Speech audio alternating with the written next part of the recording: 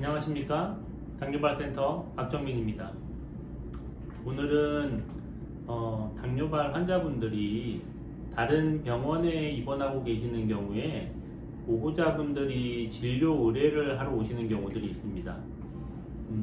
그런 과정 속에서 굉장히 곤란해하고 어려움을 겪는 경우들이 있는데요.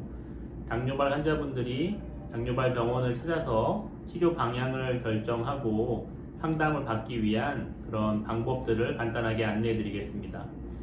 먼저, 물론 당뇨발 환자분들이 빠른 가까운 병원에서 당뇨발을 조기에 발견해서 빨리 치료를 받는 것이 가장 좋은 방법일 것입니다.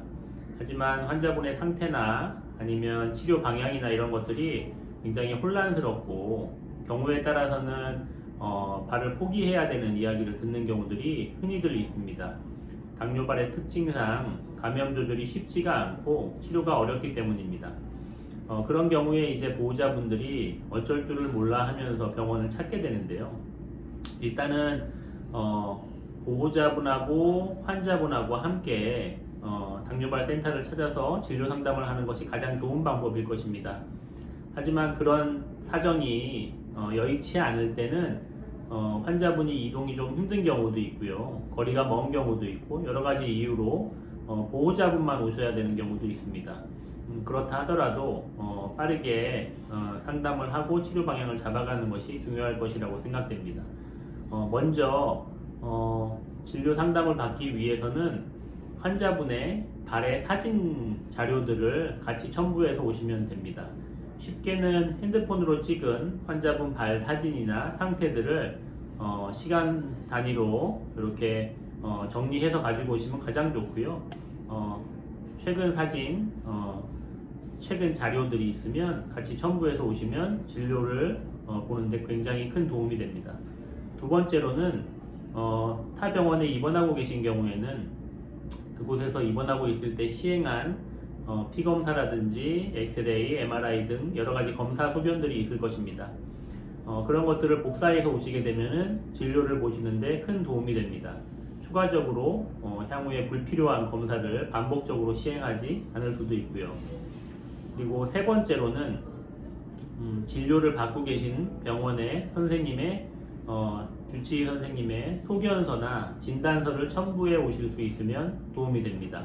저희가 환자분을 알지 못하는 상태에서 다른 몸 컨디션이나 다른 상태들을 확인할 수 있는 가장 확실한 방법일 것입니다.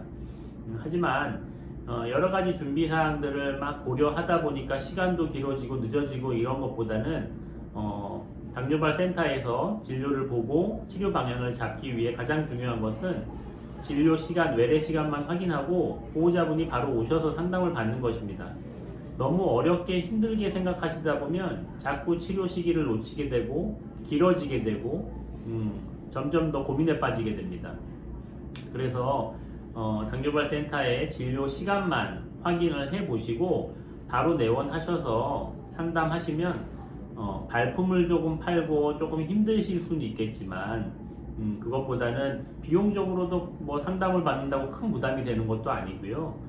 시간적으로도 많은 시간이 소요되는 게 아니기 때문에 가장 확실하게 환자분의 상태를 정확하게 서로 이야기하면서 치료 방향을 잡아가고 그리고 앞으로 어떻게 치료할지를 고민을 같이 해보는 것이 가장 중요한 방법이라고 하겠습니다.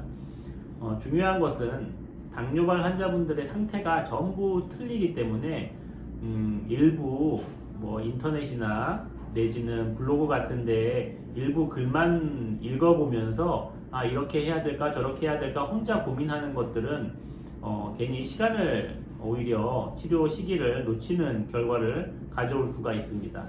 물론 이제 여러 가지 궁금한 점들이나 고민들을 여러 가지 블로그나 글에서 인터넷 등에서 참고를 해보실 수는 있지만 현재 당뇨발 환자분이시고 내지는 당뇨발 환자분의 보호자분이 치료에 대한 고민을 하고 계시다면 고민하지 마시고 바로 즉시 당뇨발 센터를 내원해서 상담을 받아보시기를 권유드립니다.